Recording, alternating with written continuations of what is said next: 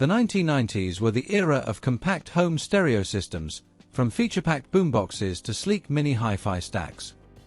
These systems combined cassette decks, CD players, radios, and powerful amplifiers into compact systems that shaped home audio for an entire generation. This video presents a selection of notable music centers from the 1990s. Shown in chronological order, each model highlights the design, innovation, and cultural impact that made these systems memorable parts of home audio history. So, let's begin.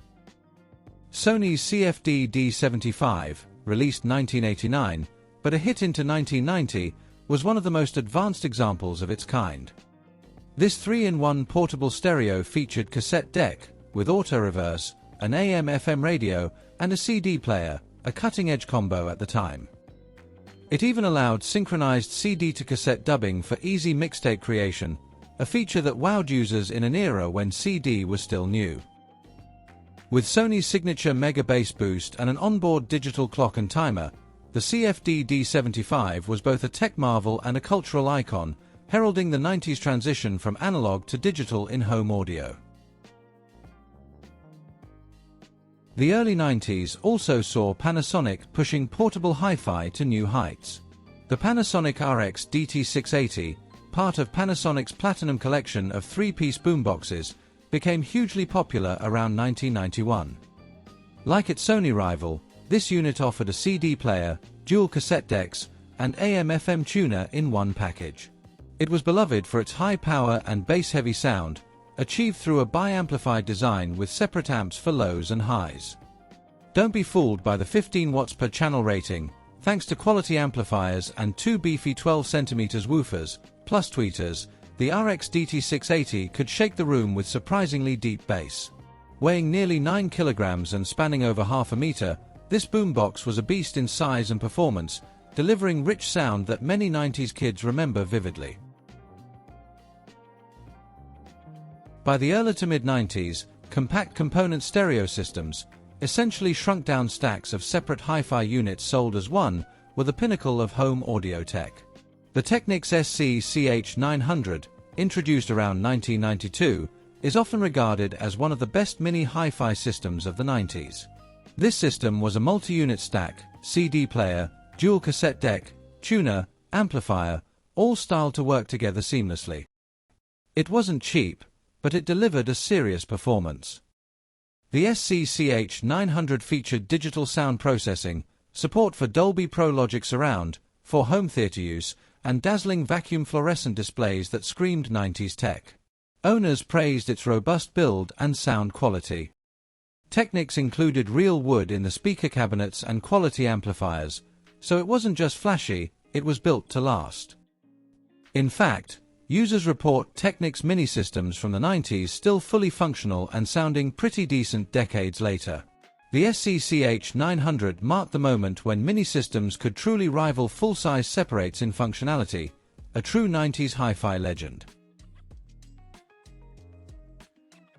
By 1994, virtually every major Japanese brand offered its take on the high-end mini system. Kenwood's UD series was their answer for audio enthusiasts who wanted it all. The Kenwood UD-952, circa 1994-95, was a top-of-the-range compact component system. The UD-952 included every bell and whistle you could imagine: a multi-CD changer, dual auto-reverse tape decks, digital EQ visualizations, surround sound modes, with present sound field expansion, and an active bass enhancement circuit. With its sleek black, or silver, modular units and fancy display lighting, the Kenwood looked ultramodern. Importantly, it also sounded excellent for a one-box system. Kenwood's engineering ensured clear sound and plenty of power output to drive the bundled three-way speakers. The UD-952 is fondly remembered as a feature-rich 90s dream system that epitomized the more is more ethos of the time. If you were an audiophile with a taste for style in the mid-90s, Sony's La Scala was the music center to covet. Released in 1995, the Sony La Scala was a mini component tower that looked as luxurious as it sounded. Sony managed to pack a full high-fidelity setup into this sleek stack: a CD player, RDS radio tuner, and tape deck with Dolby S noise reduction for crystal clear cassette recordings. Remarkably, the La Scala even included a built-in phono preamp stage, allowing you to directly hook up a turntable, a nod to serious hi-fi enthusiasts. With its brushed aluminum finish and minimalist design, the La Scala was visually miles ahead of the garish blink and flash systems that would later fill the market. Indeed, whether spinning CDs, playing tapes, or amplifying a record player, this Sony delivered class-leading sound quality with finesse. The Dolby S deck and high-grade amp meant it could make even cassette tapes sound near their best. The Sony La Scala was pricey back then, but it's still remembered as a legendary 90s mini-system, a high-end hi-fi setup packed into a sleek, compact design. In the mid-90s, Aiwa emerged as a brand synonymous with big sound on a budget. The Aiwa NSX-999, circa 1995-96, exemplifies the party animal music center of the 90s. This mini-system was all about powerful bass, high-volume output, and eye-catching design.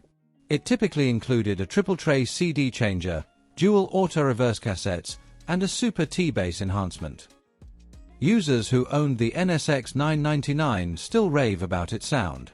Aiwa's approach was to offer massive wattage and visceral bass response, which made their systems wildly popular with younger listeners and for house parties. The NSX-999 and its siblings had a distinct style, typically a black plastic facade loaded with buttons, big spectrum analyzer displays pulsing to the music, and often neon or colored highlights. While audiophiles might have sniffed at Aiwa's more aggressive sound tuning, many regular consumers loved it. The NSX series delivered nostalgia-filled, head-banging audio that defined the 90s for countless people. All in all, the NSX-999 stands as a mid-90s icon, a mini music center that was affordable yet capable of seriously loud and fun performance. By the late 90s, JVC had carved out a reputation for mini-systems known for natural, balanced sound, especially for genres like classical music. A standout from JVC around 1997 was the MX-J series, such as the JVC MX-J75R compact component system. This model offered a great blend of clarity and power. JVC employed unique speaker technologies. For instance, some models had wood pulp cone drivers soaked in Japanese alcohol as a marketing gimmick to improve sound. Gimmicks aside, the top JVC minis were highly respected. The MX-J systems typically featured 3 CD carousels, dual cassette, and bold displays, similar to rivals, but JVC often tuned their sound a bit more towards accuracy, with less exaggerated bass compared to some competitors. They were also robustly built. Owners from the 90s report their JVC minis still working without repairs decades later.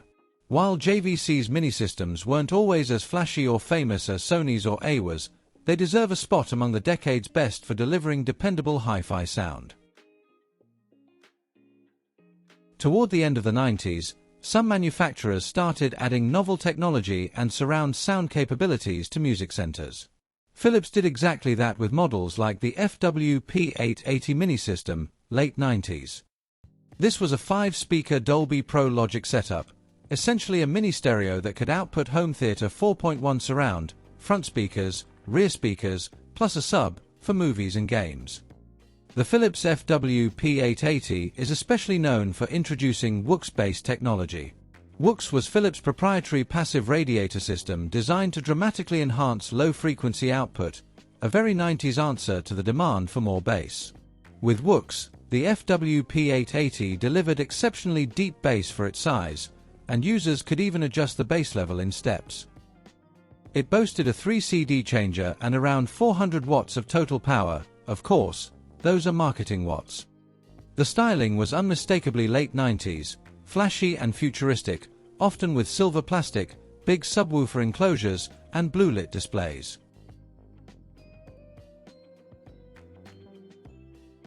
By the end of the 90s, the market for music centers was at its peak, and arguably oversaturated.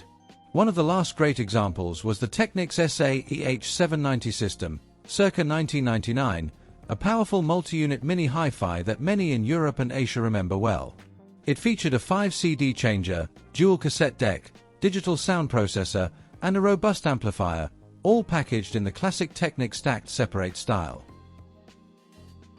The SE-EH790 could pump out serious volume with clarity.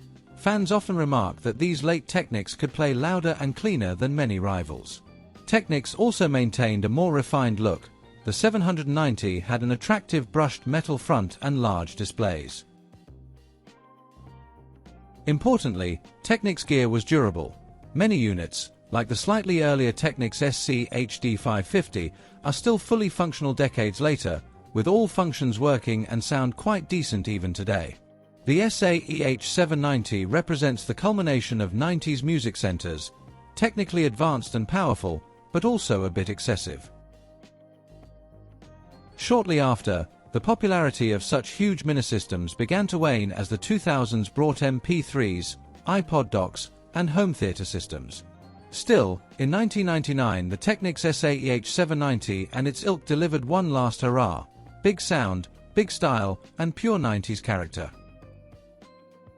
Well, our journey through the era of home mini-systems is coming to an end. From early boomboxes to advanced hi-fi stacks, the 90s brought us a wave of iconic machines that defined how people listened to music. Whether it was mixtapes, flashy equalizers, or blasting favorite tracks, these systems blended innovation, style, and character. The tech may be dated, but their legacy still resonates with those who lived through their golden age.